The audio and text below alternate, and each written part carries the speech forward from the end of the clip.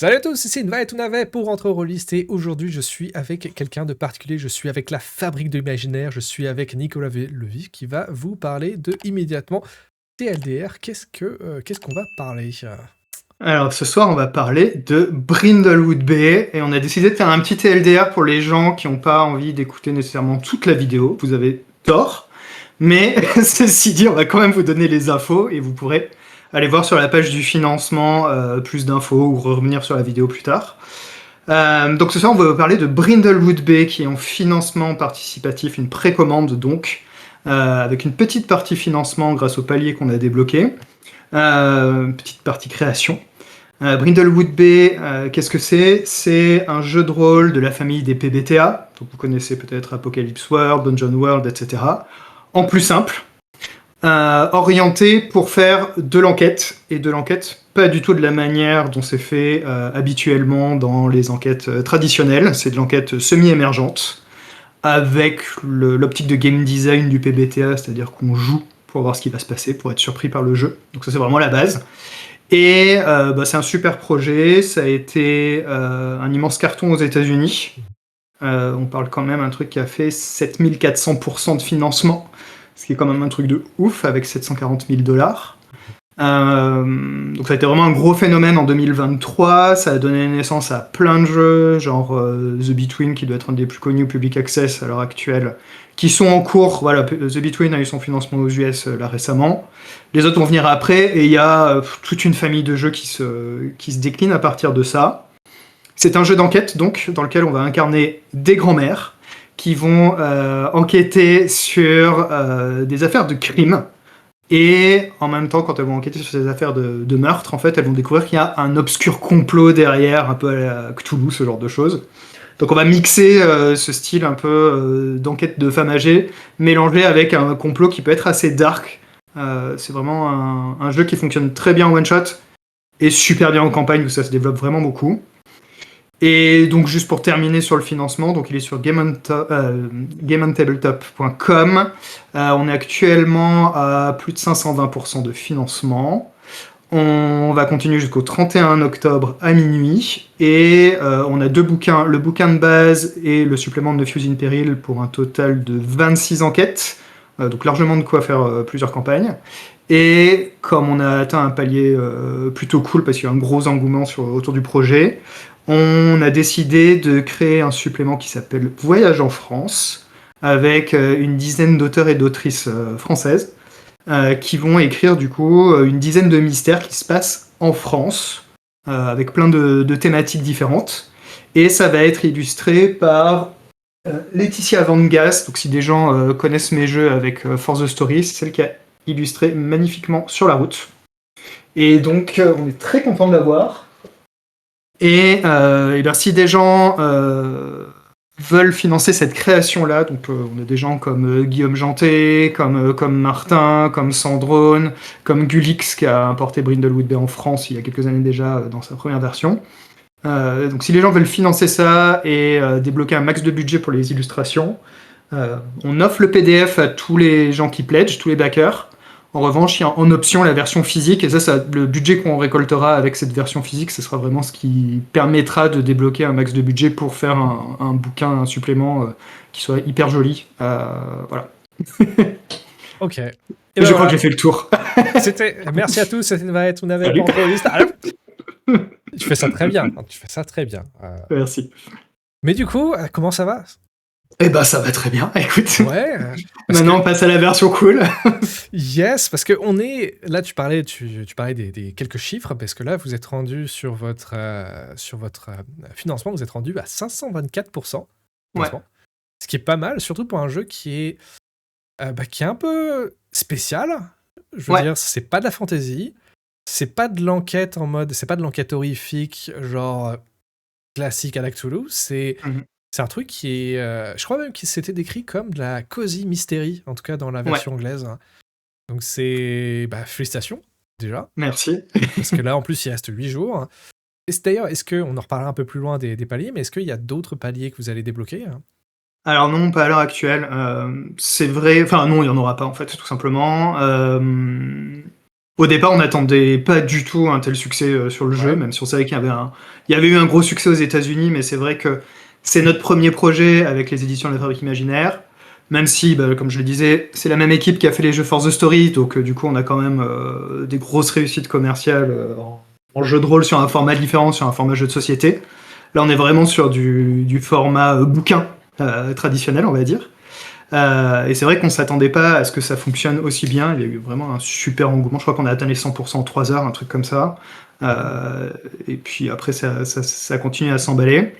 Et donc voilà. Donc là, on est allé au bout, en gros, de ce qu'on voulait proposer. On veut pas pousser à consommer plus avec des trucs qui nous semblent pas utiles nécessairement. Donc on se concentre vraiment maintenant sur faire la promo de ce supplément Voyage en France, notamment dire aux gens de le prendre dans les options en version physique, parce que c'est ça qui permettra de définir vraiment le budget qu'on a pour ce produit-là, et d'en faire un truc qui sera vraiment, vraiment chouette, quoi. D'ailleurs, en parlant des paliers, je vois que vous avez un palier qui est bonus aux auteurs. Est-ce que tu peux nous en parler un petit peu plus? Ouais, tout à fait. Comme tu le sais, moi je suis auteur aussi, hein, du coup, des jeux sur Force the Story. Et ça nous tenait vraiment à cœur de rémunérer correctement les gens, en fait. C'est vrai on avait un montant qui était prévu au départ, qui était standard pour du jeu de rôle, pour l'écriture de ces mystères. Et du coup, on voulait payer correctement les gens, les rémunérer correctement. Donc du coup, on a mis un palier pour faire en sorte qu'on double cette rémunération. Donc on est bien au-dessus de la rémunération classique dans le jeu de rôle. Et c'était vraiment quelque chose qui nous tenait à cœur. Donc on est hyper content que les gens nous aient permis de débloquer ça. Ouais. Et voilà. Et après ça, d'ailleurs, il y a eu un autre palier pour ramener Laetitia sur le projet pour les illustrations, faire plus d'illustrations, ramener Nicolas Folio sur la maquette du supplément Voyage en France. Donc voilà, l'idée c'est d'avoir une équipe contente de travailler, qui est payée correctement. Et ça nous assure d'avoir un travail de qualité aussi à la clé. Donc voilà, ça fera un chouette projet. Ouais, parce que c'est vrai qu'il faut pas oublier que le jeu de rôle, c'est quand même un métier. Un métier. Ouais, c'est de la passion, le jeu de rôle. Donc c'est vrai que ça fait toujours plaisir. C'est un savoir-faire en tout cas, ouais. qui du coup mérite un salaire correct. Clairement, si on fait des choses qui sont jouables, correctement, écrites correctement, sans faute, etc., c'est quand même plus agréable, bien illustré, bien maquetté. Ouais, c'est un coût tout ça, et du coup, c'est bien d'avoir le budget pour ça. Ouais, absolument. Absolument, absolument. Là, tu parlais de l'engouement qu'il y avait eu en termes anglophones, parce que le jeu a aussi gagné le ENnie Awards 2023. Ouais, tout à fait. Donc, ce qui est... Ouais. Alors, ENnie Awards, peut-être pour ceux qui ne connaissent pas, c'est peut-être le plus gros...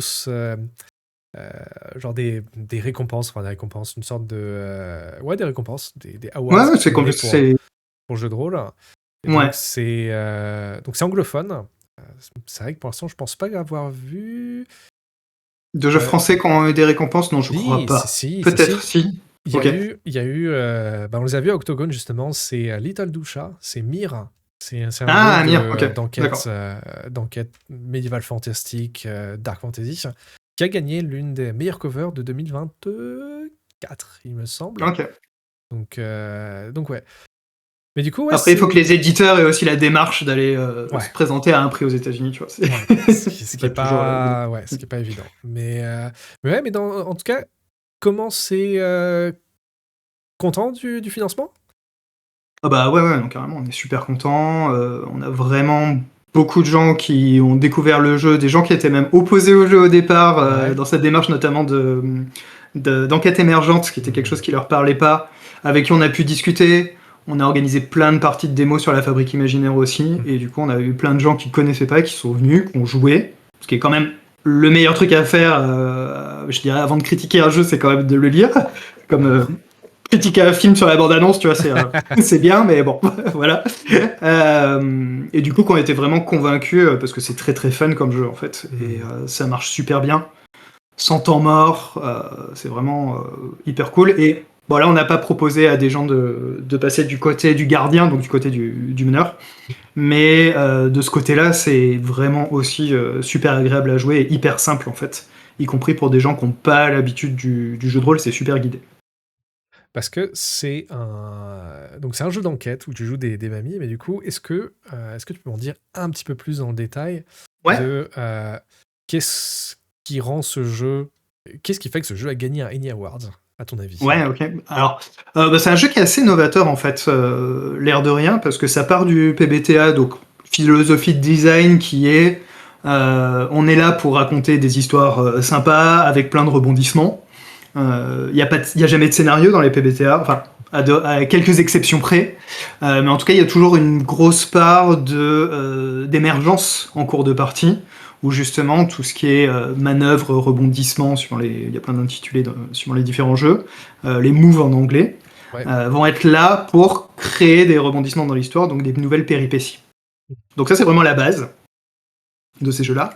Et là, en l'occurrence, l'intérêt, ça a été de resserrer la proposition sur ses grands-mères, d'être super simple dans le sens où on n'a pas les livrets de personnages comme on a dans les PBTA, mais on a tous la même base, en fait, qui est une fiche hyper simple, avec juste un petit trait pour personnaliser son personnage qui a des effets mécaniques, quelque chose de vraiment simple.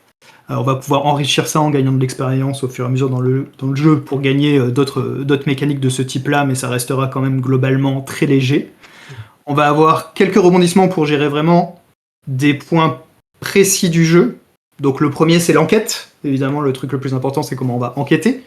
Et les autres, ça va être de la prise de risque, en fait, globalement, par rapport à si on est la journée, la prise de risque, et si on est la nuit, la prise de risque, sachant que la nuit à Brindlewood Bay est beaucoup plus dangereuse que la journée, et du coup, il peut y avoir des rebondissements qui sont un peu plus redoutables. Alors, et justement, c'est ça, c'est pour ça que j'ai toujours trouvé ce jeu un petit peu ovni, dans le sens où j'ai passé pas mal de temps à essayer de faire mes propres jeux de rôle en termes de game design, et ce côté d'enquête émergente, je trouve ça un peu étrange parce que c'est inversé dans le sens où quand tu démarres, parce que généralement une enquête, tu as besoin d'avoir un coupable, tu as besoin d'avoir au moins une idée de qui est le coupable en tant que meneur ou meneuse avant de lancer la partie, parce que sinon, quel est l'intérêt? Mais là, c'est un peu opposé à Fiction First de PBTA. Donc du coup, tu as parlé déjà t'as révélé le mot enquête émergente. Ouais. Qu'est-ce que ce mot que veut dire? Alors, c'est le mot qui fait criser un certain nombre de puristes de l'enquête. En fait, je pense que le truc à avoir en tête, c'est vraiment si l'objectif, quand on joue une enquête, c'est d'utiliser son personnage comme une sorte de véhicule pour soi-même être projeté dans la fiction et résoudre ce puzzle game qui est une enquête, tu vois, en allant aux bons endroits, en interrogeant comme il faut les suspects, en récoltant les bonnes preuves, etc. C'est pas le bon jeu. Donc là, on est vraiment sur un paradigme qui est totalement différent. Ouais. Donc ce jeu ne prétend pas faire ce que font les autres jeux d'enquête. Donc là, il faut vraiment le sortir de sa tête. On fait autre chose, on s'amuse autrement. De la même manière que, je sais pas, on va pas faire du Cluedo avec la bataille navale, bah voilà, ça fonctionne pas, c'est pas fait pour ça en fait. Donc là, le principe de ce jeu, avec l'enquête émergente, ça va être de plutôt être à mi-chemin entre l'interprétation du personnage et la salle des auteurs, des scénaristes en fait, qui vont gérer un peu toute cette histoire. C'est pour ça d'ailleurs que les moves de ce jeu ont été nommés des rebondissements, puisqu'ils amènent des rebondissements dans l'histoire, donc on se place bien du côté des scénaristes, en gros, qui, en même temps qu'ils jouent les personnages, ils écrivent un peu l'histoire. Et c'est vraiment ça, on est vraiment dans quelque chose qui est proche de enfin, qui a des mécaniques de narration partagées. On n'est pas sur de la narration partagée totale, puisqu'on a quand même une personne, le gardien, qui a un mystère, avec un certain nombre d'éléments, on va en parler en détail. Mais voilà, on partage en fait ces éléments-là, et on va construire ensemble cette enquête. On va raconter ensemble cette histoire d'enquête, en fait. On est plus là pour raconter une super histoire d'enquête, de la même manière que dans Apocalypse World, on est là pour raconter une super histoire de post-apo, par exemple, que d'enquêter soi-même à travers son personnage. Et donc ça se traduit par le fait que il n'y a pas de coupable de base, mais ça veut dire qu'au fur et à mesure que les personnages vont amasser des indices, au bout d'un moment, il va y avoir un rebondissement, donc un move, qui va permettre aux joueurs et aux joueuses de pouvoir se dire maintenant, on va tenter de faire une hypothèse, et si cette hypothèse ça marche, enfin si le jet de dés réussit, dans ce cas, l'enquête est résolue. C'est bien un truc comme ça. C'est exactement ça. La mécanique, on va dire, globale, qui est assez simple, hein, c'est Et c'est comme ça pour tous les jeux qui sont dérivés de Brindlewood Bay, qu'on appelle les Cards from Brindlewood ou CFB. C'est le principe où on amène nos personnages dans différents endroits, auprès de différents PNJ, pour récolter des éléments. Très souvent, ce sont des indices. Et à partir d'un moment, on va avoir suffisamment d'indices pour pouvoir décider d'émettre une hypothèse, donc de déterminer, dans Brindlewood Bay, qui est par exemple le coupable du crime. Et on a effectivement un rebondissement. Donc on a un rebondissement pour gérer toute la partie enquête. On a des rebondissements pour gérer toutes les complications qui vont surgir de cette enquête-là. Donc c'est le rebondissement diurne la journée et le rebondissement nocturne la nuit. Donc là qui sont vraiment la prise de risque et quelles sont ses conséquences.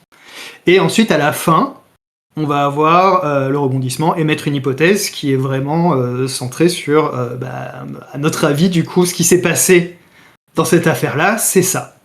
Et là, on n'est pas très loin de ce qui se passe dans une enquête ou ce qui se passe dans un film où il y a une déduction, tu vois, dans les Hercule Poirot, Sherlock Holmes, etc. C'est-à-dire qu'à un moment donné, les personnages sont là et ils disent « Ok, ce qui s'est passé, c'est ça, avec telle personne, parce que ça, etc. » Et c'est un autre format de l'enquête, en fait. C'est pas moins une enquête qu'un autre, c'est juste un format différent. Voilà, c'est là que tout se joue, en fait.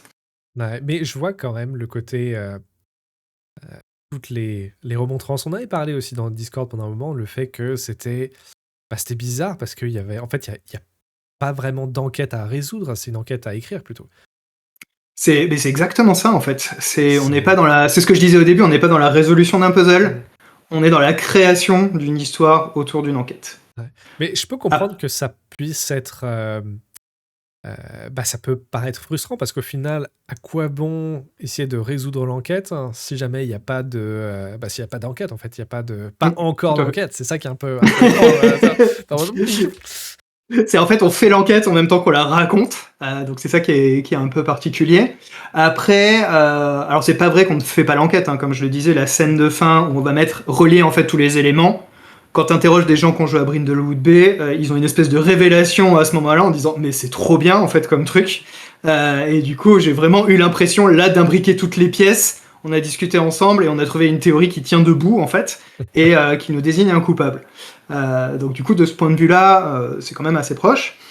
Après, c'est vrai que c'est différent d'un scénario où tout est préécrit. Mais je pense que c'est la base du PBTA là-dessus, tu vois. Le PBTA, par exemple, dit que pour les gens qui aiment ces jeux-là, c'est pas intéressant de suivre un scénario. Si nos personnages sont les protagonistes de l'histoire, comment ça se fait que l'histoire est déjà écrite alors qu'ils peuvent faire a priori ce qu'ils veulent. Donc c'est vraiment cette approche-là de dire bah non, il n'y a rien qui est préécrit. Et on va revenir dessus avec les fiches mystères pour montrer qu'il y a quand même des choses. Il y a beaucoup de matériel en fait pour aider et pour guider les choses. Mais effectivement, les choses sont pas totalement préécrites. Bah justement, c'est un segue que je voulais partir, donc merci pour la petite transition. Mais justement, là tu parlais de mystère, donc là je fais passer à l'écran le premier mystère, un père à la mer. Et dans ce cas, tu disais qu'il n'y avait pas vraiment de scénario qui était préécrit, mais dans ce cas, à quoi servent les mystères ? Eh bien justement, si les scénarios ne sont pas préécrits, l'idée c'est quand même que le gardien n'improvise pas toute cette histoire, mais qu'il ait assez d'éléments en fait pour l'aider à créer cette histoire. Donc c'est toujours structuré un peu de la même manière les mystères dans Brindlewood Bay. C'est hyper efficace comme truc. Moi je l'ai mené il y a 2 semaines pour la première fois, j'avais joué plusieurs fois mais je l'avais jamais mené. Et c'est vrai qu'en 20 minutes de lecture avant la partie, c'était largement suffisant en fait pour tout avoir sous les mains. On a 3-4 feuilles à 4 à avoir sous les yeux. On a une introduction au début qui nous permet de situer en fait la scène et de l'introduire auprès des personnages. À chaque fois, dans cette intro, on va avoir une question d'ancrage qu'on va poser du coup à un des personnages, à une des maîtresses du crime, pour la relier de manière un peu plus intime à l'histoire. Du coup, ça crée quand même une motivation pour résoudre l'enquête. Et ensuite, on va avoir plusieurs sections qui vont être présentes. Donc, on va avoir les moments qui vont être des éléments narratifs, donc des sortes de petites scénettes qu'on peut utiliser pour colorer un peu le décor, pour faire des transitions. Parfois, c'est utile pour faire des complications. Tu vois, il y en a qui peuvent être... moi, j'en ai déjà utilisé tel quel. Pour, il y a un jet de dés qui amène à une complication, j'ai regardé dans les moments, paf, j'ai trouvé une inspiration que je pouvais directement utiliser ou déformer légèrement pour faire un truc intéressant. Donc on a ça sur les moments. On a les lieux et les suspects. Donc les suspects, on va avoir donc une liste de suspects qui sont présents sur place et on va les présenter. Donc on joue vraiment en transparence. On va présenter la liste des suspects dans la scène, mais on va quand même à un moment donné la récapituler pour que les joueuses et les joueurs aient les informations sous les yeux pour savoir auprès de qui enquêter. Ces personnages-là sont décrits de manière hyper efficace. On va avoir 3 descriptifs généralement, une citation qu'on peut pratiquement utiliser telle quelle pour faire du roleplay ou pour lancer du roleplay, donc c'est hyper cool. Et on va avoir des lieux, les lieux qui vont être donc les différents lieux dans lesquels va pouvoir être menée l'enquête. Donc ça aussi, on va les présenter de manière transparente pour que l'enquête soit menée. Sur chacun des lieux, on va avoir une petite question planter le décor à chaque fois. En plus de la description qui est courte et efficace en termes évocateurs. Et cette petite question planter le décor, moi j'adore ça comme truc, parce qu'à chaque fois, tu vas avoir tes joueurs qui vont te créer plein de trucs intéressants dans l'histoire, qui vont faire vraiment que chaque partie est différente, même si tu fais le même mystère avec d'autres personnes, ils vont te créer des trucs qui vont amener chaque situation différente. Et, à l'air de rien, ils vont souvent te donner, encore une fois, des ingrédients pour créer des complications. Tu vois, si tu as une question du type de quelle manière les touristes compliquent votre enquête, tu peux être sûr qu'ils vont te donner des pistes pour leur mettre des trucs, des bâtons dans les roues après derrière. Donc ça, c'est hyper pratique quand tu mènes. Et puis les joueurs adorent que tu réutilises en plus ce qu'ils ont inventé. Donc ça, c'est super chouette. Et ça nous amène aux dernières parties du mystère, qui sont les indices. Donc les indices, c'est une liste d'indices. Il y en a une vingtaine à chaque fois. Ils sont assez vagues, généralement, pour être interprétés. C'est-à-dire qu'ils sont pas liés à un lieu ou à un suspect. Vraiment, tu peux piocher dedans quand quelqu'un réussit sa manœuvre, son rebondissement pour mener sa petite enquête. Tu vas aller piocher là-dedans et tu vas recontextualiser l'indice d'après la liste pour le mettre dans la scène. Là, je vois une histoire d'amour scandaleuse en tant qu'indice, ou alors un billet doux envoyé par un jeune vétéran, une tentative de recouvrement de dette. Exactement. Ça, tu peux autant le trouver sur un corps, sur le corps de la victime. Tu peux le retrouver dans un coffre ou sous un téléphone, par exemple, en fouillant dans les lieux. Tu peux en apprendre l'existence en interrogeant un des suspects qui va te raconter qu'il y a une idylle entre ces deux personnages-là, tu vois. Donc c'est vraiment utilisable de plein de manières différentes pour rentrer dans ton histoire. Et j'y pense, puisqu'on est dans les critiques qui sont parfois adressées au jeu, je vais redire sur une que j'entends souvent par rapport aux indices, qui est c'est des indices vagues, il faut les laisser vagues, du coup c'est pas très intéressant. En fait, c'est pas vrai du tout. C'est-à-dire que les indices, on les recontextualise et on peut même les faire pointer vers des suspects en particulier, en fait. On peut complètement mettre le nom d'un suspect dessus. On peut dire que la dispute était entre tel suspect et tel suspect, par exemple.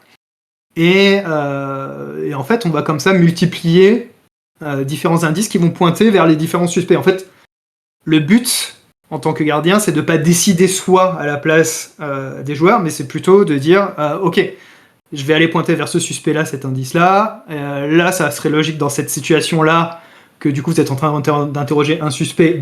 Il désigne un autre parce qu'il a envie de le piéger, en fait, ou de créer une fausse piste, etc. Donc c'est vraiment, on peut complètement préciser les indices pour les pointer dans une direction ou une autre. Ouais, mais ça me fait penser, parce qu'il faut jamais sous-estimer les joueurs et joueuses comme ça, parce que ça me fait beaucoup penser aux oracles dans les jeux solo notamment.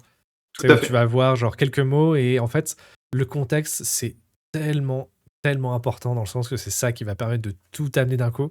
Donc là, mais même rien qu'en lisant les indices, j'ai juste lu le mystère, genre j'ai parcouru le mystère, et déjà rien qu'en voyant les indices, je me dis bah oui, mais ça peut tellement servir, tu t'as immédiatement t'as des idées qui pop, donc ça peut bien marcher. Ah ouais, t'as des super mobiles, hein, entre l'histoire d'amour, les histoires de dette, les vengeances, etc. Enfin, et tous les suspects sont aussi décrits pour être des suspects, c'est-à-dire que ils ont a priori un mobile qui va être assez facile à trouver.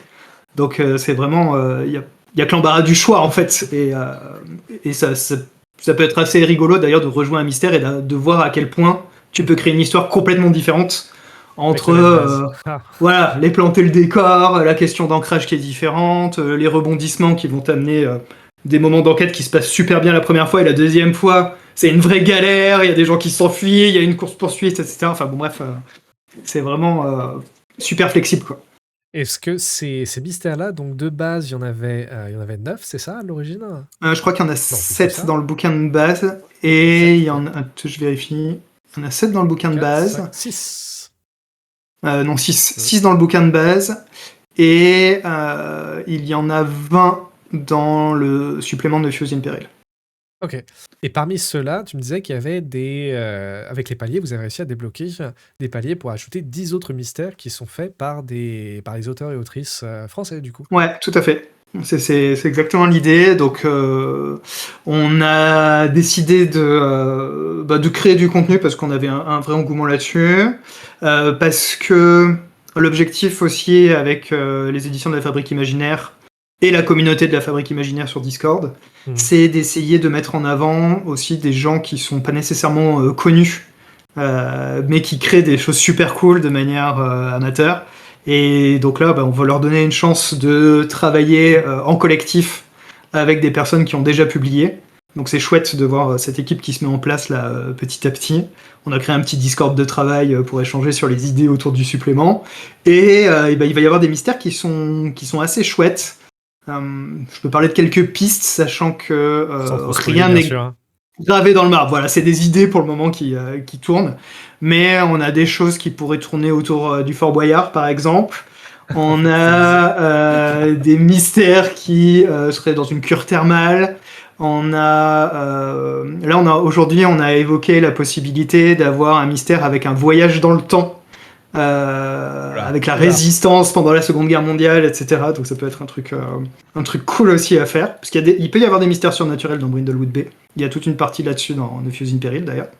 Parce que, justement, là, tu parlais des dangers. Et ça, c'est un truc qui est... parce que c'est de la cozy fantasy, mais Ouais. dans le mystère, on a quand même des indices abyssaux. Ah Genre, ouais. il y en a un qui m'a fait beaucoup rire quand même, c'est... genre, un des indices, c'est un poisson qui a l'air mort, mais qui laisse échapper d'un souffle. Abyss! C'est ça. En fait, alors c'est vraiment un jeu qui fonctionne très bien en one shot, mais qui est vraiment encore plus cool en campagne. Mhm. Et pourquoi il est plus cool en campagne? Parce que justement, on va avoir ces indices abyssaux. En fait, on va créer un obscur complot dans la ville de Brindlewood Bay.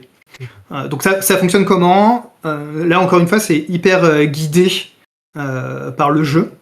Donc c'est quelque chose qui n'était pas présent dans la V1 du jeu, hein, pour les gens qui ont la V1 du jeu que Gulix avait traduite. D'ailleurs, j'en profite pour dire que Nicolas Folio avait fait la mise en page et on l'a à nouveau dans l'équipe pour le supplément Voyage en France. Donc voilà, on a vraiment réuni toute l'équipe de la V1 aussi dans cette nouvelle Ah oui. version finale. Euh, et donc je disais, ouais, on va créer un complot, un obscur complot. Donc je vais spoiler un petit peu, mais on l'apprend très vite. Et puis de toute manière, en PBT, en jouant en transparence, on n'est pas là pour faire des mystères, des secrets, on va dire plutôt. Donc il y a un obscur complot, et l'objectif de cet obscur complot-là, c'est d'invoquer une créature terrible qui s'appelle un enfant de Perséphone. Donc il y a tout un côté avec la mythologie grecque. Pour rappel, Perséphone, c'est la fille de Déméter qui a été enlevée et qui s'est retrouvée aux enfers. Les gens qui ont joué à Hades, le jeu vidéo, connaissent bien. Et J'allais faire la référence aussi. voilà. Et du coup, donc il y a une secte qui se cache dans Brindlewood Bay et qui veut invoquer cette créature-là. Le jeu propose 6 sectes différentes. Donc on peut vraiment choisir sa secte pour la campagne. Voilà, il y a vraiment de quoi faire.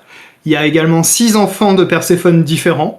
Ces deux éléments-là, déjà en les combinant, on a 36 possibilités, n'est-ce pas?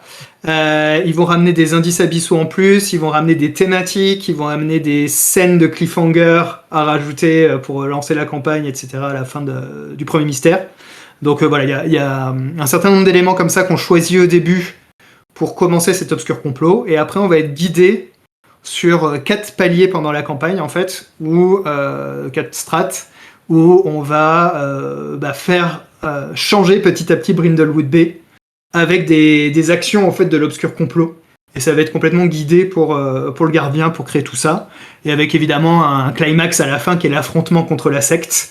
Où là c'est vraiment le côté fanservice où tu prends du coup les PNJ ennemis préférés de tes joueurs et tu les mets évidemment dans le rôle de grand méchant, les trahisons improbables, etc. Enfin il y a vraiment un côté où tu construis vraiment une fin qui va faire plaisir à ton groupe et ça c'est vraiment très sympa aussi quoi. Parce que du coup, c'est quelque chose que je me demande. Bon, tu vas forcément me dire oui, mais ce genre de jeu, surtout que, étant donné que t'as pas que tout est fait, genre au fur et à mesure que tu avances, tu crées l'histoire au fur et à mesure, ça a du sens, ça marche de faire une campagne. Parce que C'est génial, l'idée ouais. d'avoir une campagne, c'est que c'est dans le temps où tu as quelque chose qui est plus grand que tout ce qui a été joué jusqu'à présent.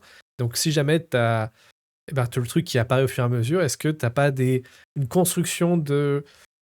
T'imagines, tu as un mystère où tu es en bon, ça marche, c'est un peu bizarre, mais ça marche, ces résolutions-là.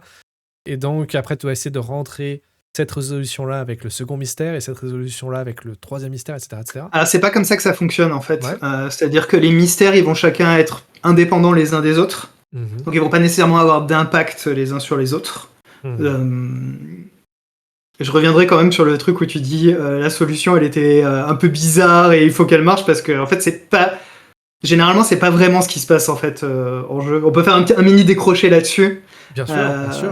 Et on reviendra à l'obscur complot après parce que je voulais en parler quand on parlait du mystère, de l'enquête, etc. avec l'idée que tout se joue sur un dernier rebondissement et donc tout se joue au dé d'une certaine manière avec une théorie qui est pas forcément très bonne, etc. Où il y a l'idée par exemple qu'on pourrait raconter n'importe quoi et si le jet de dés est ok c'est bon. Il y a plusieurs éléments en fait qui font que ça se passe pas comme ça.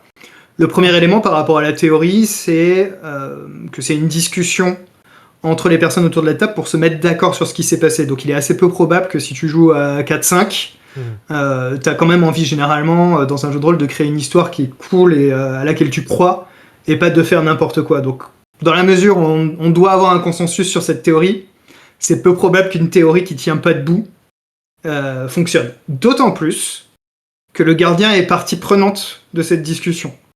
Donc si le truc tient pas debout, en fait, il peut dire bah non, c'est pas justifié ton truc, ça tient pas debout, etc. Ouais. On revoit. Donc t'as quand même quelques garde-fous comme ça. Ouais, carrément. Enfin, j'ai jamais vu de truc où ça partait vraiment n'importe comment. C'est pas conforme à l'esprit du jeu, en fait. Tu vois, c'est comme si à Alien, d'un coup, tu te mettais à faire de la comédie, des claquettes et à faire de la comédie musicale. Tu dirais bah ouais, tu peux le faire, mais pourquoi tu joues à Alien à ce moment-là, quoi. Tiens. Ouais. C'est vrai, ça fait partie un petit peu de ce contrat du joueur, enfin de ce contrat autour de la table où tu dis bah voilà, on va jouer à un jeu de mystère comme ça, donc on va tous essayer de construire le mystère ensemble. Donc c'est vrai que tu as besoin d'avoir ce contrat-là qui est établi. C'est ça. Donc ça, souvent, c'est un argument que je trouve d'assez mauvaise foi, on va dire, là-dessus. Après, sur le fait que c'est résolu avec un jet de dés, c'est vrai, mais c'est pas totalement vrai. C'est-à-dire que le jet de dés, c'est pas un jet de dés sans modificateur. En l'occurrence, on a une difficulté sur chacun des mystères, qui est entre 6 et 8. Et le jet de dés, donc si vous connaissez les PBTA, le principe des PBTA, on jette 2d6, on ajoute un modificateur. Si on fait 6 ou moins, c'est un raté et du coup il va se passer quelque chose de plutôt négatif. Si on fait entre 7 et 9, ça va être un succès mitigé, donc ça va réussir mais il va y avoir des complications. Et si on fait 10 ou plus, on va réussir complètement. Et là même sur 12 plus, on va avoir des infos sur la conspiration justement. En l'occurrence, ici la difficulté, donc entre 6 et 8, ça veut dire qu'on va lancer 2d6 moins 6 ou moins 8 au départ. D'accord. Mais pour contrebalancer cette difficulté, on va ajouter des indices dans notre théorie et des indices qu'on va écarter de la théorie. C'est-à-dire que les choses qui ne collent pas avec notre théorie, si on explique pourquoi ils sont là, mais dans quelle mesure ils expliquent rien par rapport au mystère, on les compte. Tu vois, dans le jet. Ouais. Donc généralement, on va avoir un jet qui est assez positif globalement. De plus, on peut jouer là sur le type d'histoire qu'on veut raconter. Si on sent que c'est un truc, on a envie d'une histoire où il y a des grosses complications, tu vois, on a envie que nos persos ils en bavent quand même à un moment donné, bah rien n'empêche de lancer les dés avec très peu d'éléments de preuve qui permettent de dire c'est telle personne. Et bah du coup, statistiquement, si t'as un gros malus sur ton GD, t'as toutes les chances que ça se passe mal, que ça soit pas la bonne théorie, que du coup, le gardien, lui, il fasse une de ses réactions, et que du coup, par exemple, il assassine le suspect que tu avais désigné comme coupable, c'est ce que j'ai fait la dernière fois, où j'ai eu un double 1 sur la théorie, donc c'était vraiment pas le bon. Et en fait, ils se sont rendus compte que le suspect avait été tué par le complot, avec les premiers signes du complot, du coup, à ce moment-là, qui se révèlent. Donc ça, c'était super cool en termes d'histoire. Et du coup, après, ils repartent sur l'enquête, comme dans les films. On a suivi une fausse piste, c'était pas la bonne personne, on rechoppe un indice plus tard qui nous dit, mais bien sûr, comme on n'a pas vu, en fait, que c'était ça, et tu peux refaire une théorie différente avec d'autres indices, il faut que tu aies quand même récupéré de nouveaux indices, au moins un nouvel indice pour faire une nouvelle théorie. Okay. À l'inverse, si tu veux un truc hyper blindé, Et ben tu enquêtes, et tu arrives à faire une théorie qui pointe vers quelqu'un avec une dizaine d'indices, par exemple, tu vois. Et à ce moment-là, j'ai envie de dire, c'est logique, en fait. Je veux dire, si tu as 10 indices qui te désignent que c'est telle personne le suspect, enfin le coupable, et que statistiquement ça tombe sur lui, bah ouais, en fait, c'est comme ça que ça marche un travail d'enquête, tu vois, de police, quoi. Donc, ça tient debout. Et le dernier point, c'est que au-delà de la question purement statistique, qui a une logique dans la fiction, hein, du coup, comme je viens de l'expliquer, t'as peu d'indices, ça foire et c'est normal. T'as beaucoup d'indices, ça réussit et c'est normal. Si jamais les dés sont pas en ta faveur, Brindlewood Bay, on a parlé d'une partie des mécaniques, mais pas de toutes. Il y a une mécanique aussi qui s'appelle les couronnes, qui sont sur les fiches de personnages. Il y a les couronnes de la reine et les couronnes des abysses. Et ça va être des éléments qu'on va pouvoir cocher pour faire passer le résultat du dé d'un degré de réussite au-dessus. Donc si c'est un échec, succès mitigé, voilà. Succès mitigé, succès total, exactement. Succès critique. Voilà. Donc même si on a un résultat du dé qui nous convient pas, et franchement je vous invite à tester le raté dans les mettre une hypothèse, parce que ça donne toujours des histoires super cool. Après t'as moins envie de réussir à chaque fois en fait, parce que ça te crée des trucs vraiment sympas en termes d'histoire. Donc si vraiment tu veux réussir, et tu coches ces couronnes là et tu réussis en fait. Donc t'as ton agentivité. Ouais. Mais je vois bien comment ça pourrait marcher. Parce que c'est parce que pareil, moi c'est toujours été un truc que j'ai eu toujours du mal à faire, c'est les enquêtes justement. En tout cas faire des séances d'enquête, j'ai toujours trouvé ça un peu compliqué. Parce que moi j'ai plus d'affinité pour tout ce qui va être les trucs un peu plus OSR où tu vas juste te déplacer puis table aléatoire et ce genre de trucs. Ouais. Donc là, d'avoir ce genre de truc, c'est vrai que ça me fait penser justement à ça. Le fait que tu te laisses guider par l'aléatoire plutôt que genre tu construis a posteriori ton histoire au final. Donc ouais, il y a des gros liens avec l'OSR en fait. Il y a des liens entre PBTA et OSR sur le côté aléatoire, table. Enfin, ce jeu-là, en l'occurrence, a énormément d'éléments qui ressemblent à des tables d'OSR et qui permettent de t'inspirer. Ouais, carrément. Complètement. Et j'ai envie de dire aussi, il y a un élément dont on n'a pas parlé par rapport à une enquête classique. Et là, je reviens à mes souvenirs de jeux de rôle tradit il y a fort longtemps. Je me souviens de tous ces moments quand je jouais à l'Appel de Cthulhu. Moi, j'ai fait beaucoup de scénarios de Conspiracy X en tant que MJ à l'époque. Et je me souviens d'avoir passé des moments à 2h du mat, 3h du mat, avec les joueurs qui captent rien, qui savent pas du tout, tu vois, qui sont passés 12 fois devant le bon suspect, le bon indice, etc. Et ils viennent pas poser la bonne question, ils viennent pas chercher au bon endroit, etc. T'es là, tu fais bon. Ok, alors les conseils de l'époque, c'était j'envoie des ninjas, tu vois, histoire de dynamiser un peu le truc, mais bon, ça fait pas super avancer l'histoire, tu vois, nécessairement. Et là, en fait, ça n'arrive jamais avec Brindlewood Bay. C'est-à-dire que c'est toujours hyper dynamique. Tu peux toujours enquêter dans les différents lieux auprès des différents suspects. Et juste quand t'as interrogé tout le monde, t'as mécaniquement suffisamment d'indices pour aller faire ta théorie. En fait, le truc, c'est un moteur qui avance tout seul, en fait. C'est hyper plaisant, t'as 0 temps mort. T'as des rebondissements en pagaille, t'as des gens qui braquent des flingues dans l'ombre quand il y a des rebondissements, t'as des personnages qui se font kidnapper, t'as des suspects qui se font tuer, des personnes qui se font enfermer avec des animaux dangereux. Enfin, l'autre jour, j'étais sur un scénario d'Halloween dans une ferme. Il y a la grange qui prend feu à un moment donné, c'était un rebondissement comme ça improvisé, tu vois. Et en fait, c'est tout sur les chapeaux de roue, hyper dynamique en fait, c'est vraiment plaisant. Et hyper facile à improviser. Mais d'ailleurs, ça, là, tu parles de plein de trucs super dangereux, mais là, on parle toujours des mamies mamies qui enquêtent. Comment ça s'emboîte ensemble, ce genre de truc? Parce que là, t'es en train de parler de danger et tout ça. Genre, la mamie, elle va sortir un AK-47 et commencer à flinguer les cultistes? Alors non, on n'est pas dans cette optique-là. Effectivement, il y a assez peu d'affrontements. On reste quand même dans une esthétique proche de, c'est Arabesque, hein, la série un peu emblématique là-dessus. C'est-à-dire, mais on pourrait rapprocher ça d'un Hercule Poirot par exemple, aussi, voilà, assez facilement.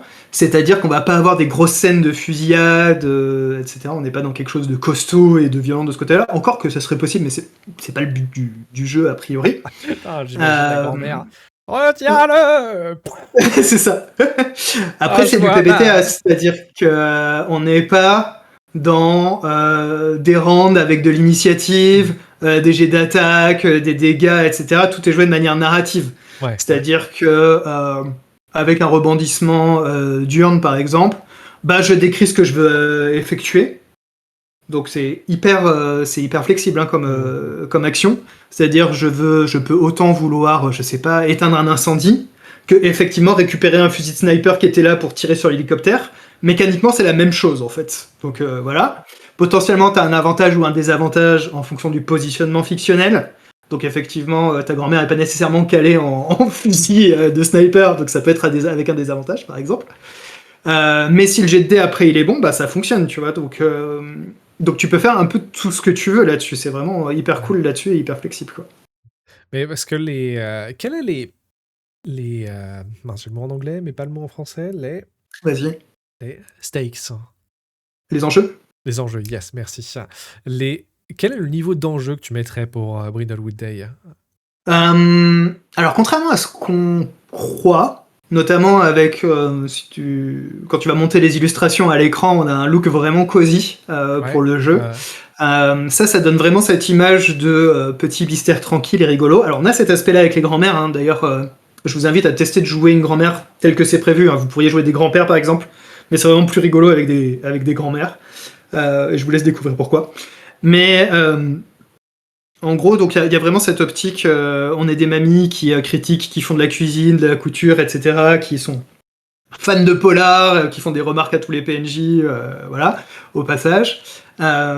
Mais on va reboucler du coup sur l'obscur complot. Avec l'obscur complot qui se ramène, on va avoir des choses qui sont assez sombres qui vont arriver. Et là, on va vraiment un enjeu global de campagne qui est de sauver la communauté, donc la communauté de Brindlewood Bay, de la menace que représente cette secte et cet enfant de Perséphone qu'elle tente d'invoquer.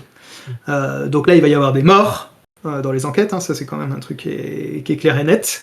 Dans les PNJ, il peut y avoir des kidnappings, des prises d'otages, etc. C'est complètement possible.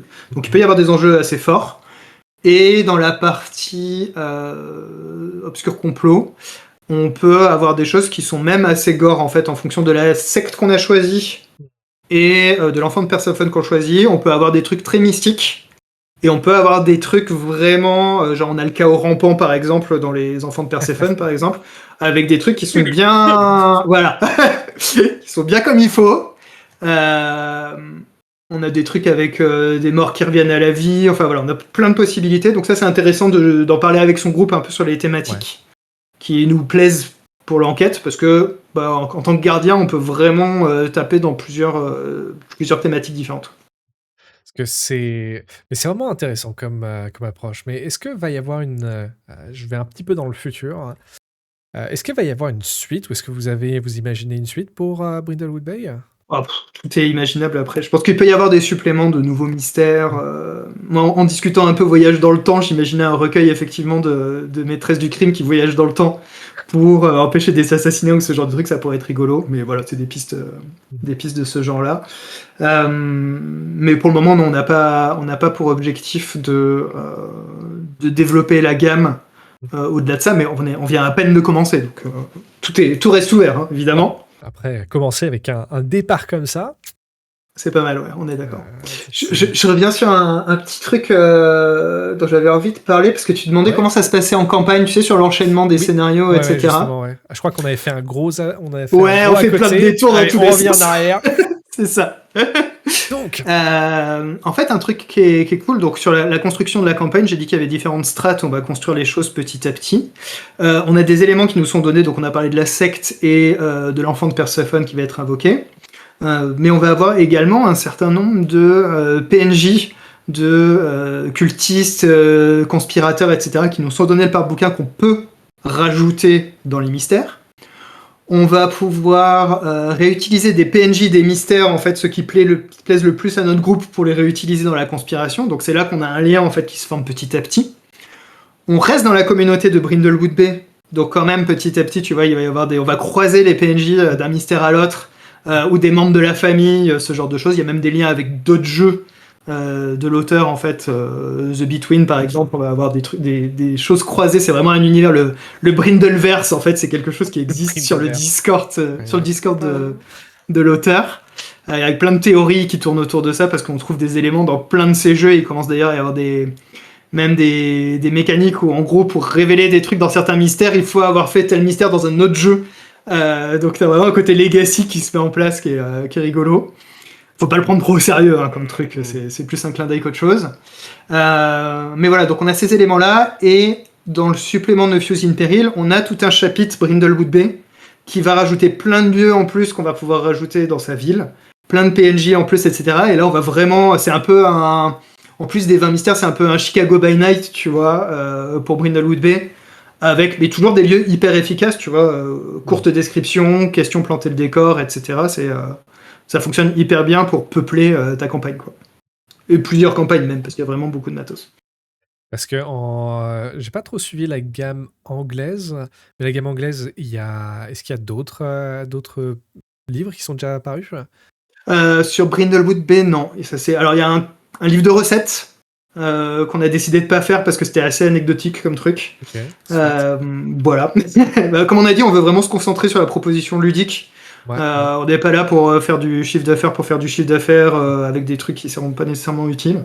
Donc voilà. Donc on se concentre vraiment sur les bouquins. Et donc il n'y a pas de suite. Par contre, il y a d'autres jeux qui sont dans cette famille-là. Donc j'ai parlé de The Between pour jouer plutôt du Penny Dreadful ou du League des Gentlemen Extraordinaires, qui vient d'être financé aux US et qui comportera 3 bouquins avec des settings parallèles, un setting western, un setting traversée de l'Atlantique en insubmersible à la 1899, là, la série dérivée de Dark. Donc un truc assez sombre. Voilà. Il y a un truc style All Gods of Appalachia qui... voilà. Il y a un truc à la cour du roi Louis XIV aussi, dans les différents settings. Donc c'est un gros jeu. C'est vraiment un gros jeu avec plein de trucs hyper cool. Des livrets de personnages super détaillés et qui vont assez loin dans ce qu'ils proposent en termes de thématiques, sur le vampire, le loup-garou de Londres, enfin, etc. Et après, il y a d'autres jeux, genre Public Access, qui est une sorte de Tales from the Loop, dans la même gamme. Arkham Herald, qui sera un jeu pour jouer dans les années 70, des journalistes qui enquêtent sur des choses à Arkham. Donc voilà, on voit la vibe, quoi. Ouais. Référence, pas trop. C'est ça, exactement. Yes, donc voilà, donc il y a d'autres jeux dans la série. Yes, et donc l'un de ces jeux-là, qui devrait apparaître bientôt en français, par la Fabrique de l'Imaginaire. On verra. Rien n'est dit. Celui-là était assez facile à traduire dans la mesure où il est assez réduit, j'ai envie de dire, en termes de contenu. The Between, c'est un gros morceau à côté. Donc ça, il faudra voir ce qu'il en est. Parce que gros morceau, ça veut dire aussi prix important, tu vois, et du coup gros budget pour faire financer les choses. Mais c'est possible, et c'est possible qu'il y ait d'autres jeux aussi qui nous semblent majeurs pour ce qui est de ces pratiques un peu différentes du jeu de rôle. On avait le PBTA qui est assez bien installé en France. Là, on a le CFB qui arrive avec Brindlewood Bay. Il y a d'autres familles de jeux qui nous semblent intéressantes. Je ne vais pas en révéler trop pour le moment, mais on est en discussion pour d'autres licences potentiellement. Donc, voilà. Bon. Ça peut donner des trucs cool. Que d'ailleurs, pour parler un peu pécunier, donc c'est quoi quelles sont les contreparties? Là, je suis en train de passer dessus. Ouais. Donc juste pour donner. Ouais, alors c'est vraiment assez simple comme financement, comme contrepartie. Donc on a évidemment la version PDF pour les gens qui jouent surtout en ligne, globalement, ou qui ont juste besoin d'imprimer la fiche de personnage par exemple, et puis après ils gèrent tout avec leur ordi par exemple. On a les versions bouquins, donc à chaque fois quand on prend les versions physiques, on va avoir les PDF qui sont offerts avec. Voilà, exactement. Donc le bouquin de base, le bouquin et son supplément, et ensuite en option, on va avoir Voyage en France. Donc Voyage en France en PDF est offert à tous les backers, quelle que soit la contrepartie qu'ils prennent. La version physique, par contre, il faut le prendre dans les options. Donc si vous avez déjà pledgé, pensez bien à modifier votre commande pour ajouter la version physique si vous la voulez. On a ajouté également les jeux For the Story, puisqu'on est la même équipe, donc ça avait du sens de les proposer et de bénéficier des frais de port du coup qui sont un peu réduits. Parce que d'ailleurs, ça j'en ai bien en parlé un petit peu. Et du coup, je vois que juste pour les prix, je vois donc que le coffret de base est à 35 €. Enfin, pas le coffret. Le livre de base est à 35 €. Donc, c'est pour combien de pages? Alors, pour combien de pages? Je vais sur la fiche produit. On est sur 160 pages, couverture rigide. Ok, c'est 160 pages couleur. ouais, c'est bien honnête. Bien honnête. Ouais, on essaye de faire des prix accessibles aussi. Bah, là, on faisait pareil avec For the Story. Hein, les prix des jeux, c'était genre 16 € ou 20 € pour Sur la route, qui a beaucoup plus de cartes là. Ouais. Donc, on a toujours cette optique de rester sur des budgets assez réduits. Voilà, sans mettre en danger la rentabilité du truc, mais c'est notre objectif, quoi. Parce que c'est vrai que bon, on va peut-être pas rentrer dans ce débat-là où c'est un sujet qui revient quasiment à chaque fois où on se dit c'est l'état du marché du jeu de rôle en France où ça devient de plus en plus cher, donc c'est toujours assez agréable de voir des trucs qui sont abordables. Ouais, bah on essaye, on essaye de l'être autant que possible, ouais, complètement. Est-ce que tu veux qu'on parle un petit peu de la fabrique de l'imaginaire? Parce que Ouais, je ne vous connais pas outre mesure que ça, donc Allez. est-ce que tu veux bien nous présenter un petit peu qui vous êtes? Ouais, complètement. Je vais juste dire un dernier truc par Vas-y, rapport bien sûr. au financement. Si vous êtes intéressé, notamment par les versions physiques, je vous conseille plutôt de le prendre maintenant parce que je ne sais pas combien de temps les stocks vont tenir derrière. C'est-à-dire qu'on aura de la vente par correspondance sur notre site qui est en cours de construction. Mais ensuite, les réimpressions pour une petite structure comme ça veut dire une opération où on finance ça, etc. Et nous, on va plutôt se concentrer sur sortir d'autres jeux derrière. Donc ça peut mettre un peu de temps avant qu'il y ait une nouvelle édition. Je prends par exemple Rituel, qui est un de mes jeux qui a très très bien fonctionné puisqu'on en a vendu plus de 5000. Il a été absent, là il revient justement et il est disponible dans les contreparties, dans les options du financement, mais il a été absent pendant 1 an et demi, un truc comme ça, donc voilà, ça peut mettre un certain temps avant qu'on réimprime, donc si ça vous intéresse, ne tardez pas trop. Voilà, on a un petit peu de stock en plus, mais pas non plus des centaines. Et si on parlait planning? Ouais, le planning de sortie. Alors, on a un planning qui va peut-être changer un peu pour les gens qui ont l'habitude d'avoir des retards et des retards sur les livraisons de leur financement. Comme je l'ai dit, là, on est sur une partie précommande et une partie création. Donc, sur la partie précommande, c'est toute la traduction du matériel de jeu qui était présent dans la VO, donc qui a été traduit. On finit le financement de cette précommande-là fin octobre et on livrera les PDF fin octobre. Voilà, directement. Donc là, on est dans la relecture. Donc il n'y aura pas de souci là-dessus. On aura le matériel de jeu, les aides de jeu qui sont importants pour ce genre de jeu aussi, qui seront livrés à ce moment-là. Il y aura sans doute d'autres versions qui verront le jour après, en enrichissement. Et pour ce qui est de la partie physique de ces ouvrages, on va envoyer en impression le plus rapidement possible après la fin du financement. Donc notre objectif de livraison pour les bouquins, ça sera janvier 2026, donc quand même très rapidement. Ensuite, pour la partie voyage en France, quand on est sur de la création, on va prendre un petit peu plus de temps, mais notre objectif, c'est de livrer le plus vite possible en 2026. On a une dizaine de mystères qui sont écrits par une dizaine de personnes, donc ça découpe quand même pas mal le travail pour avancer en parallèle. Et une fois que ça sera écrit, on aura les illustrations réalisées par Laetitia, qui a déjà commencé d'ailleurs à illustrer quelques petites choses. Donc ça devrait aller assez vite. Elle est assez efficace pour avoir travaillé avec elle sur la route. Ouais, on a fait le jeu en illustration, maquette, etc. On a mis 6 mois pour un jeu de société, c'est quand même pas long, en partant vraiment de zéro, du brief de départ, donc ça a été ultra rapide, et il y avait beaucoup de travail. Donc ça devrait aller assez vite, et j'espère qu'on pourra livrer dans la première moitié de 2026 pour cette partie-là. Donc avoir donc tout complet. Ouais, et ça sera un bouquin, voilà, ça sera un bouquin, d'ailleurs 80 pages, couleur, couverture souple du coup. Ouais, tout souple.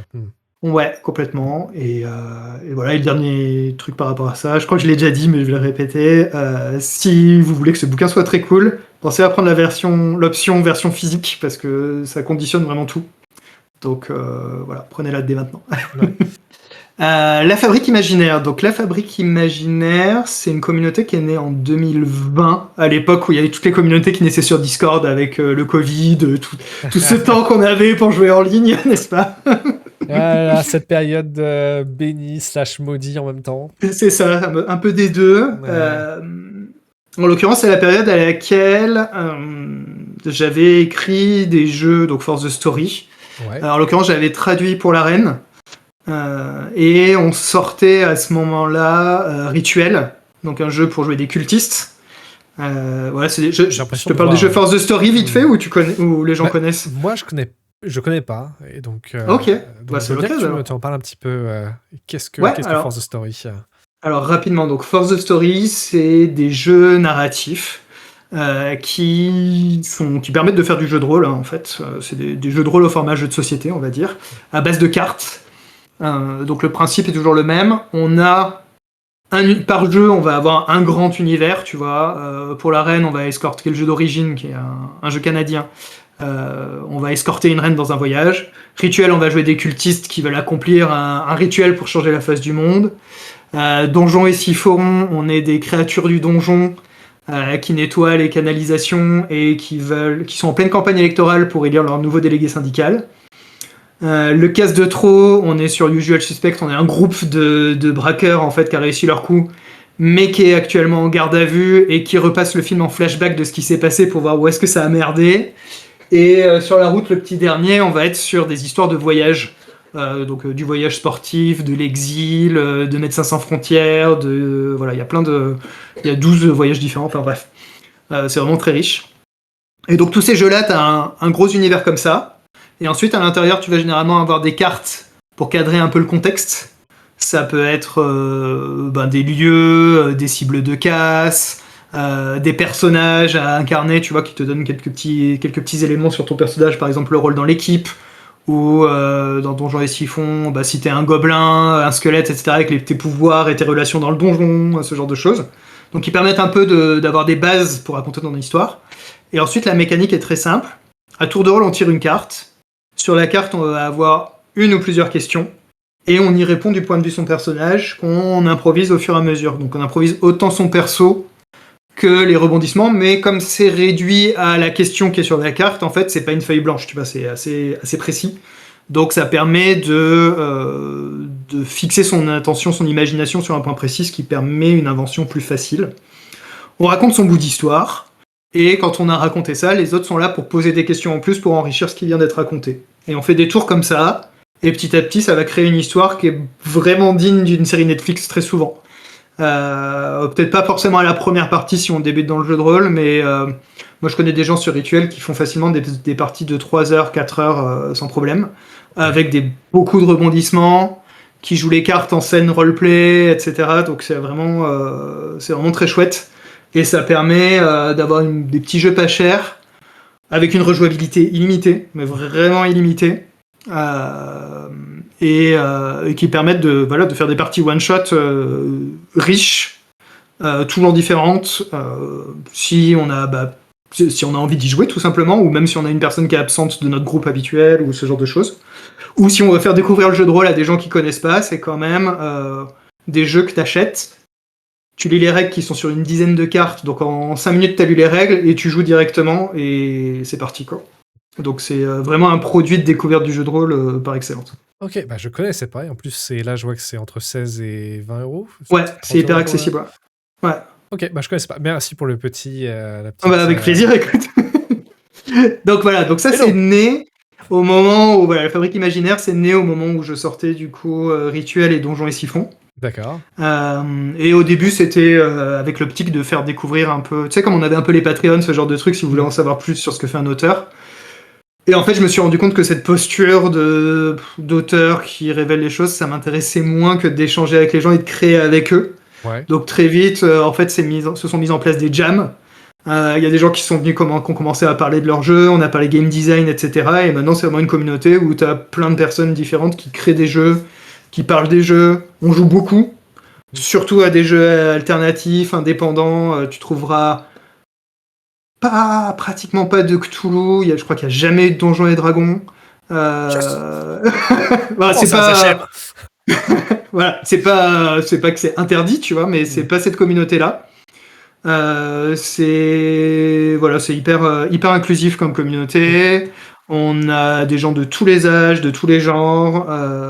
On joue à plein de jeux différents. On peut jouer à de l'OSR, du PBTA, du Forge in the Dark, voilà, des jeux français aussi alternatifs beaucoup qui sont présents. Des auteurs et des autrices qui viennent faire des démos de leurs jeux quand ils les sortent aussi, donc ça c'est cool pour venir tester des jeux. Et bah, moi je fais aussi tester mes jeux à l'avance en fait dessus, donc il y a moyen de tester les protos, on a une partie création de jeux où on peut échanger sur les jeux que les gens écrivent et les playtester ensemble, etc. Et c'est du coup potentiellement des jeux qui seront ensuite publiés par les éditions de la Fabrique Imaginaire derrière. Donc il n'y a pas de garantie, mais s'il y a des jeux qui nous semblent avoir un potentiel commercial, parce que c'est toujours quand même un peu un regard un peu différent, tu vois, quand tu peux trouver le jeu cool, mais dire c'est vraiment niche. Ouais, Et du coup, ça va être de l'investissement qui va pas être rentabilisé, donc ça va être compliqué. Mais il y en a d'autres où tu te dis, il y a des trucs assez cool pour être publiés sans doute. Donc voilà. Est-ce que vous êtes combien sur à la fabrique? Bah, ça a bien augmenté avec le financement de Brindlewood Bay. Je crois qu'on a dépassé les 450 là. Quand même, à l'air de rien. Ah, de la communauté, mais là je parlais de Fabrique de l'Imaginaire. Ah, dans l'équipe. Ouais, dans les éditions. 450 personnes dans l'équipe. Wow. 400, bah, pratiquement. Non, globalement, on est deux, Sébastien Sellerin et moi. Donc Sébastien, il a une vingtaine d'années d'expérience en tant qu'éditeur de jeux de rôle. Ouais. Il a été chez Multifilm, il a été chez Les 12 Singes, il a été chez Rackham, oui, il a fait Cadwallon notamment. D'accord. Enfin voilà, il a fait vraiment plein de trucs. Et moi j'avais bossé avec lui dans une autre vie sur des serious games, donc hyper longtemps. Et voilà, on s'est rencontrés là, et en fait on a dit bon, on va faire du jeu ensemble, du jeu de rôle ensemble, et du coup on s'est lancé avec la traduction de Paul Arène et Force the Story après derrière. Et c'est cette histoire qui continue maintenant. Et voilà, c'est super chouette. Ouais, parce que là tu disais 2020, du coup, la création de... Parce que là vous avez... On est en 2025, vous avez 5 ans. C'est senti quand même comme assez jeune pour une maison comme ça. Alors oui, non, mais la maison, elle a moins que ça. La maison, elle date de là, avec Brindlewood Bay, en fait. D'accord. C'est-à-dire qu'on peut compter en mois, parce que je crois qu'on l'a annoncé cet été. Ah. Voilà. Ah oui, ok. Donc c'est vraiment le premier projet qui marque la naissance des éditions de la Fabrique Imaginaire. Donc c'est un super chouette projet, quoi. Parce que d'ailleurs, je me demandais, tiens, comment ça se fait qu'on vous a pas croisé au Octogone, bah du coup... Bah, on était occupés avec Brindlewood Bay. Ah, j'imagine. Donc voilà, ceci explique cela. Okay. Et ouais, et puis on est rejoint par des gens super chouettes. Je parlais de Com Martin, de Guillaume Jantet, de Sandrone, il y a Kelren aussi, il y a Globtopus. Ouais. Enfin, il y a vraiment... des noms qu'on connaît, parce que là, Guillaume Jantet, on a fait une vidéo avec lui, justement sur Octogone, il nous présentait ses jeux, dont genre Sonia et Conan contre les ninjas. Tout à fait. Qui a l'air juste génialissime comme jeu. Il est super il est très très cool. Ouais, complètement. Et pareil, Kelren aussi, on l'a vu passer sur Discord aussi. Donc, Kelren, oui, dans le PBTA, c'est un nom qui est connu. J'ai parlé de Gulix, donc qui est la personne qui avait amené Brindlewood dans sa première version. Qui j'ai oublié Luc. Luc qui a écrit chez 12 Singes le PBTA Noblesse Oblige. Ah oui, qui a coécrit sur Octogone, qui nous Exactement. a présenté Noblesse Oblige. Voilà, il est dans l'équipe des gens qui vont écrire sur Voyage en France. Et puis après, on a des gens qui sont pas encore connus, Aline, JB, Chris, etc., mais Tourte, qui écrivent déjà des choses assez intéressantes, des jeux pour certains d'ailleurs, dont potentiellement certains seront peut-être publiés par les éditions de la Fabrique Imaginaire. Donc voilà. C'est plein de gens chouettes à découvrir avec des idées hyper cool, quoi. Ouais, affaire à suivre. Tout à fait. Tout à fait. Cool. Tout à fait. Est-ce que tu aurais autre chose à nous dire ? J'ai envie d'inviter les gens qui ont envie de découvrir cette façon de jouer un peu différente à venir sur la communauté de la Fabrique Imaginaire. Donc vous pouvez aller sur lafabriqueimaginaire.fr, tout attaché. Et dans le footer, vous aurez un lien vers le Discord, donc vous serez bien accueillis. N'hésitez pas à proposer des parties, à vous inscrire aux parties, etc. D'ailleurs, je mettrai tout ça, ça sera dans le lien dans la vidéo, hein, bien sûr. Voilà. Donc si vous avez envie de jouer donc à Brindlewood Bay, à des CFB, à des PBTA, à du Trophy, à des jeux de création française, etc., c'est vraiment un bon endroit pour faire ça. des Bob, des Forge in the Dark, des Firebrands, etc. Voilà, on a tout ça. Donc, et on joue à ça régulièrement. Il y a des soirs où il y a 4 parties en parallèle, donc il y a vraiment du monde pour jouer aussi, donc ça c'est cool. Et puis rester connecté aussi, notamment les éditions de la Fabrique Imaginaire sur Blue Sky. Ouais. Ou sur Instagram, ouais, Blue Sky Instagram, où on va pouvoir parler un peu de nos futurs projets. Moi, j'ai des projets de jeux dans cette veine-là qui vont arriver. Donc voilà, on a du jeu pour jouer du Annihilation sur le format Brindlewood, en fait, où on va aller enquêter sur des zones un peu étranges. Moi, je travaille sur La Noirceur de nos âmes pour faire du True Detective saison 1 avec des enquêtes très très très très dark. Où on joue deux détectives qui sont plongés là-dedans jusqu'au cou et qui essaient de surnager. Et puis on va avoir des jeux cosy aussi sans doute. Donc voilà, il y a plein de choses qui se profilent à l'horizon. Ok. Bon, ben merci. Je pense que là, tu nous as donné pas mal de trucs. Vraiment super intéressant. Merci. J'espère pas vous avoir submergé d'infos. Non, on a bien fait de faire le TLDR au début. N'est-ce pas? Très bonne idée.